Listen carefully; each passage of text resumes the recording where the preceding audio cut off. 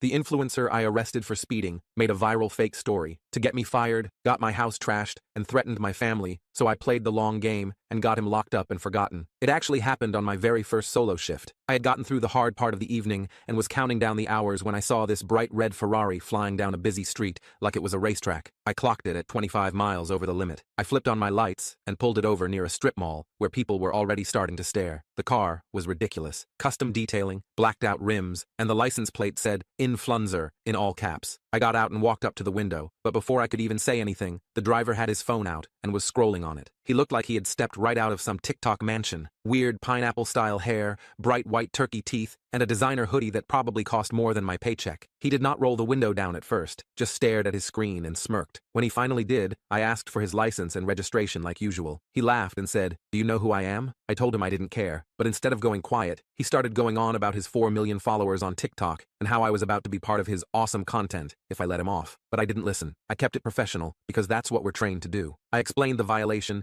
and asked again for his documents. That is when he switched tactics. He offered me a shout-out, said he could totally help my career if I let him off. But I wasn't letting up. I told him I was writing the ticket. That's when his whole face changed. He got more aggressive. He started scrolling through his phone showing me videos of him with actual A-list celebrities. He said, "Look, I can make you famous overnight. Why be difficult?" Like he could not believe I was not impressed. I had just finished writing the ticket when he flung open the door and got out without permission. I will admit, I got a little nervous given this was my first solo shift, but I told him to get back in the car. Well, he ignored me completely and pulled out his phone. Before I knew it, he had started live streaming. He waved the phone around like a weapon and yelled, "Guys, this cop is harassing me for nothing. ACAB, ACAB-E." And I could see people at the strip mall pulling out their own phones to record. My heart was pounding, but I tried to stay calm. I asked him one more time to give me his license and registration. That's when he told me to screw off, that he was above this legal nonsense, and started taunting me, saying I should be thanking him for the publicity. I warned him that if he continued to refuse, it would lead to more charges. He laughed this demented little rat laugh and said, "I'll get you and your whole family fired, Lilin word." That's when I called for backup. And while I was waiting, he started getting personal. He told me I must have become a cop so I could harass people, because deep down, I was a creep who wanted to do that and had to find a way. Many other cops would have likely just arrested him or tackled him by now, but I wanted to avoid violence at all costs. However, that proved impossible when he shoved his phone right up in my face while ranting to his live stream. Then he got close to me. I clutched on my weapon just as a way to warn him, but instead of retreating, he started shouting I was a pig and got even closer. He yelled that I was an ant compared to him and that I wouldn't dare use force. He got even close and actually reached his hand out to push me. That was it. I told him he was under arrest for attempting to assault an officer and failing to comply with lawful orders. He flipped instantly. He started full-on screaming, "Do you know what my lawyers will do to you? My followers are watching this live." I cuffed him while reading him his rights. Backup arrived right as I was walking him to the cruiser. During his entire drive to the station, he kept talking. He alternated between making threats and pleading with me to be cool and let him go, promising everything from cash to concert tickets if I would just forget the whole thing happened. I had no idea how serious those threats would turn out to be. By the time I finished processing him at the station,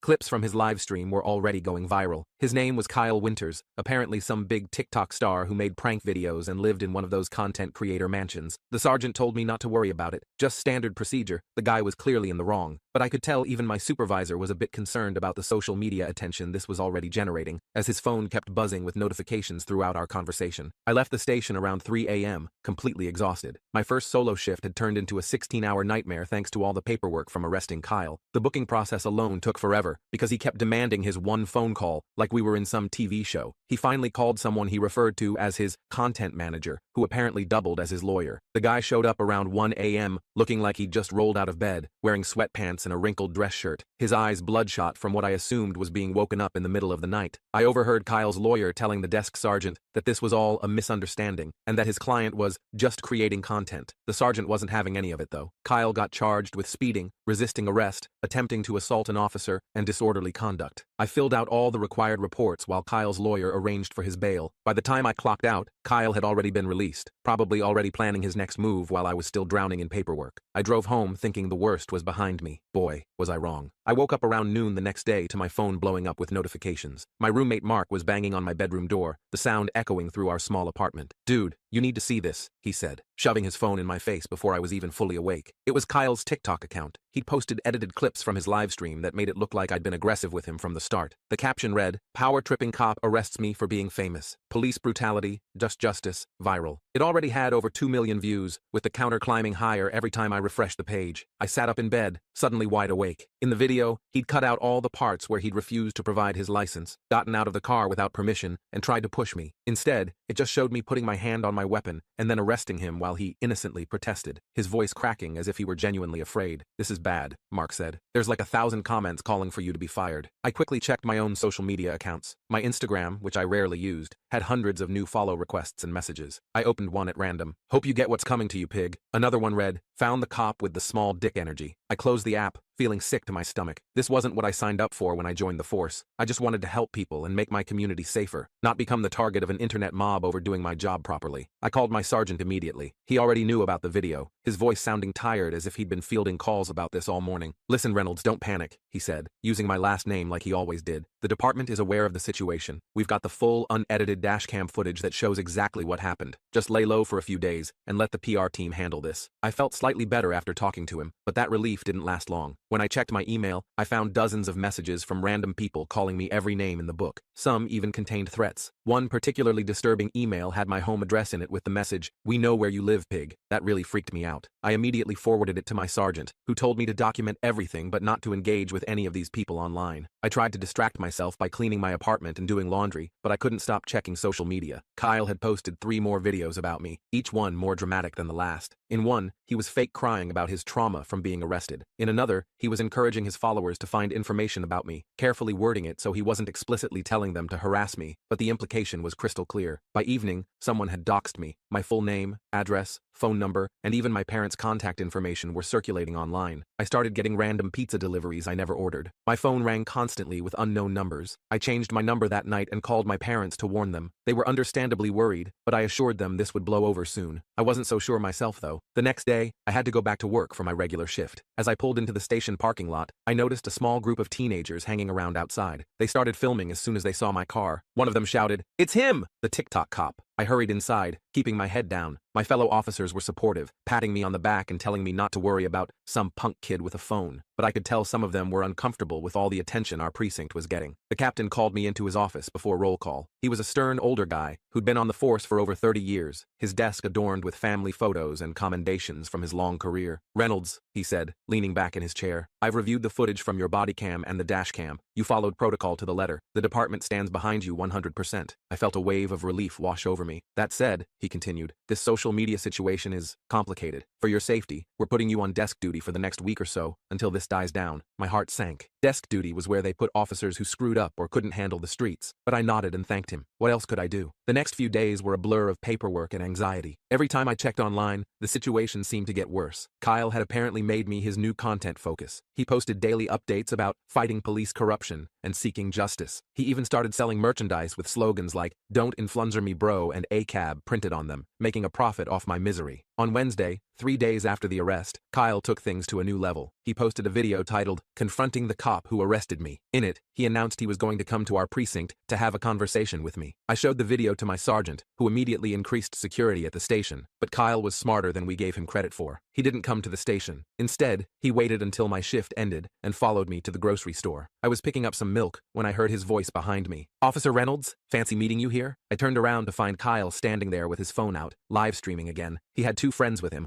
both also filming. People in the store started staring and pulling out their own phones, creating a circle of digital eyes all focused on me. "I just want to talk, man," Kyle said, his voice loud enough for everyone to hear. "Why'd you have to violate my rights like that?" I remembered my training and the captain's advice. Don't engage, don't escalate. I turned away and started walking toward the checkout. Kyle followed me, still talking. "See this, everyone? He won't even acknowledge what he did. Typical cop behavior." I paid for my milk and left as quickly as possible, Kyle and his friends trailing behind me the whole time. When I got to my car, they surrounded it, making it impossible for me to leave without risking hitting one of them. "Move away from my vehicle," I said firmly, speaking for the first time. "Or what? You'll arrest me again?" Kyle taunted, getting closer to my face with his phone. Thankfully, the store manager had called the police. 2 patrol cars pulled up with their lights flashing. Kyle and his friends immediately backed off, acting like they'd done nothing wrong. The responding officers recognized me and escorted Kyle and his crew off the property with a warning about harassment. That night, Kyle posted the edited footage from our grocery store encounter. In his version, I looked like I was threatening him for no reason. The comments were brutal, with people calling for me to be fired, arrested, or worse. The harassment escalated from there. Someone created fake dating profiles using my photos and personal information. My parents started getting prank calls at all hours. My old high school girlfriend reached out to tell me someone had contacted her asking for dirt on me. By Friday, a week after the arrest, I was at my breaking point. I couldn't sleep, barely ate, and jumped every time my phone buzzed. The department had assigned a patrol car to drive by my apartment regularly, but it didn't make me feel any safer. Then I got a call from a number I didn't recognize. Normally I wouldn't have answered, but I was expecting a call from the department's legal team. "Hello?" I said cautiously. "Is this Officer Reynolds?" A female voice asked. "Who's asking?" I replied. "My name is Jenna Martinez. I'm a content creator who worked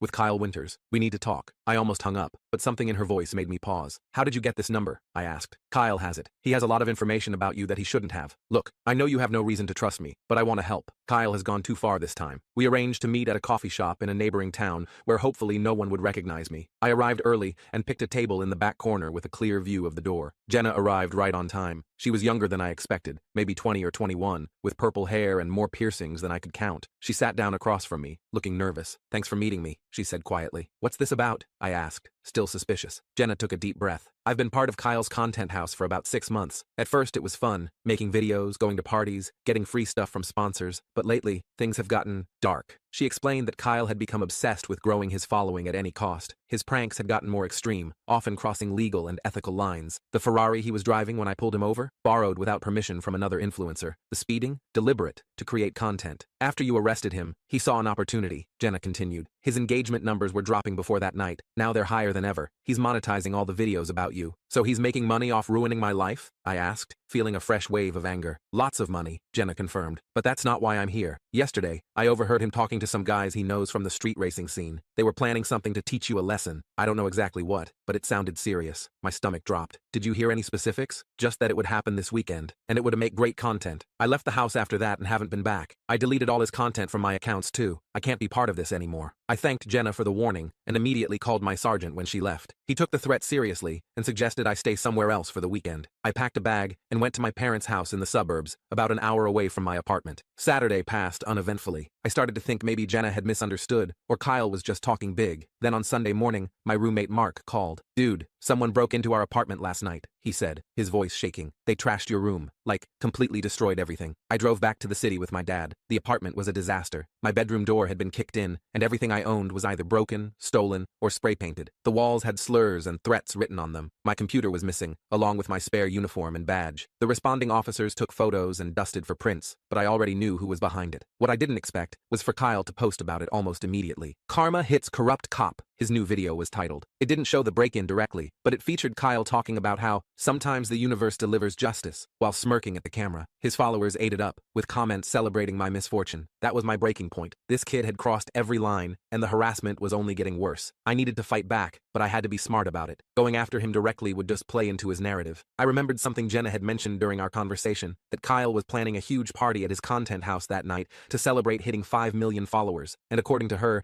these parties always involved drugs, underage drinking, and other illegal activities. I called Jenna and asked if she'd be willing to help me. To my surprise, she agreed immediately. She was done with Kyle's world and wanted out clean. "He's been horrible to all of us," she explained, "especially the girls in the house. He makes us create content 24/7, takes a cut of all our earnings, and threatens to kick us out if we don't do exactly what he wants. Several of us have been trying to leave for months." With Jenna's help, I contacted my sergeant and the department to develop a proper plan. After explaining the situation in detail, including the threats, harassment, and break-in, the department decided to act on Jenna's tip about the party. They assembled a team to handle the operation professionally, with proper warrants and procedures in place. I remained at the station during the operation, as my sergeant insisted it would be too risky and procedurally inappropriate for me to be directly involved given my history with Kyle. The emotional toll of the past week weighed heavily on me as I waited for updates. I felt a mix of relief that action was being taken, and anxiety about how it would all unfold. The department sent several officers to monitor the party from a distance, gathering evidence before making any moves. When they confirmed illegal activities were taking place, evidence, including open drug use and the presence of my stolen badge and other property. They moved in with a proper warrant. Kyle was arrested along with several others. They found my stolen items, including my badge, computer, and uniform, along with substantial amounts of drugs. Kyle's reaction was predictably dramatic, shouting about harassment and threatening lawsuits, even as he was being read his rights. The next morning, I went to the station to give my official statement. The evidence against Kyle was overwhelming. They found texts on his phone coordinating the break-in, the stolen items from my apartment, and enough drugs to charge him with intent to distribute. Plus, several of his friends were already cutting deals, eager to save themselves by providing information. Kyle's lawyer tried to spin it as a misunderstanding, but the DA wasn't having it. They charged him with breaking and entering, theft, possession, with intent to distribute, assault, and obstruction of justice. His previous charges from the traffic stop were also still pending. The social media tide turned quickly. Kyle's followers started jumping ship when the unedited videos spread. His sponsors dropped him one by one. The content house owner evicted everyone after the drug charges came to light. Kyle's carefully constructed influencer empire crumbled in less than 48 hours. I got my badge and other stolen items back. The department put out a statement supporting me and condemning the harassment I'd faced. My sergeant even recommended me for a commendation for handling the situation professionally, despite the personal attacks. Jenna reached out a few days later to apologize for her role in the situation. She explained she'd gotten scared, but had sent the videos she took to the police afterward. She also told me several other content creators from Kyle's house were coming forward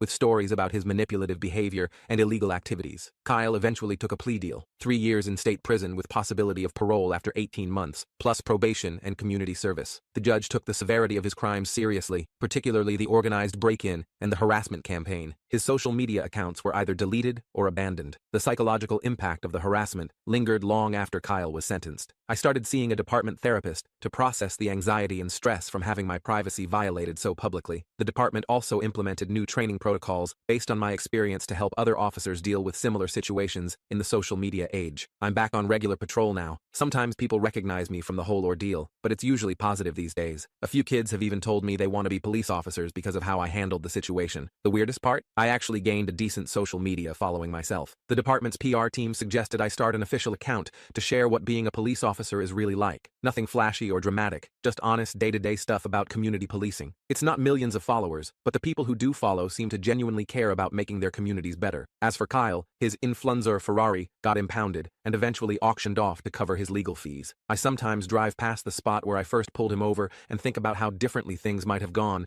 if he'd just taken the ticket and moved on with his life. But I guess some people have to learn the hard way that real actions have real consequences, no matter how many followers you have.